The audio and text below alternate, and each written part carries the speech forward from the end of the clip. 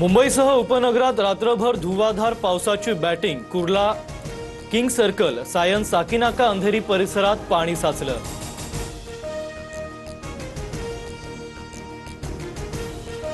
मुंबईसह महाराष्ट्रात जोरदार पाऊस। कल्याण, डोंबिवलीसह सिंधुदुर्गच्या वेंगुर्ल्यात झाड कोसळल्याच्या घटना, तर जळगाव, यवतमाळमध्ये वीज कोसळून चौघांचा मृत्यू।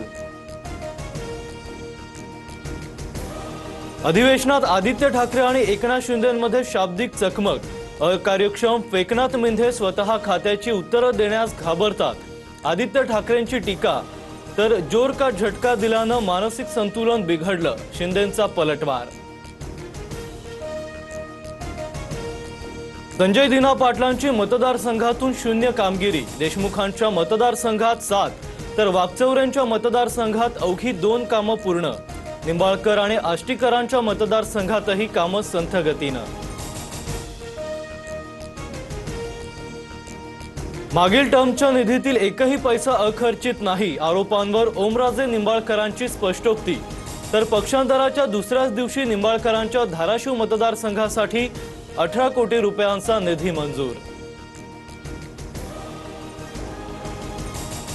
बाळासाहेबांविषयीच्या वक्तव्यावरून किरण पावसकरांची माफी नाहीच।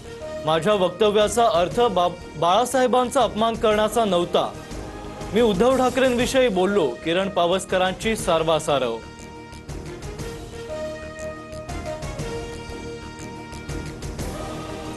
बाळासाहेब आमचं दैवत, त्यांचा अनादर कुणीच करू शकत नाही। पावसकरांनीही पत्रकार परिषदेत स्पष्टीकरण दिलंय। उपमुख्यमंत्री एकनाथ शिंदेंची प्रतिक्रिया।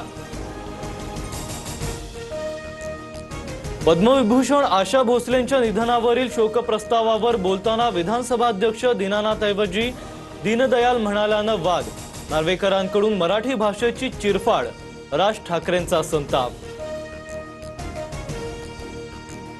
बीडमधील विलास घुलेंच्या हत्येप्रकरणी खासदार बजरंग सोनावणेंच्या मुलावर आरोप। केज शहरात रास्ता रोको आंदोलन करत मृतदेह घेऊन नातेवाईकांचा पोलीस ठाण्यात ठिय्या।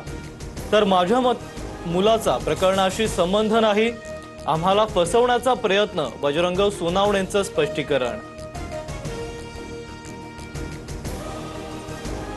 बेस्टला पालिकेची 1000 कोटींची मदत। निवृत्त कर्मचाऱ्यांच्या ग्रॅच्युइटी आणि वेतनाचा प्रश्न सुटणार। डिसेंबरपर्यंत 275 नव्या ई बसेस बेस्टच्या ताफ्यात दाखल होणार।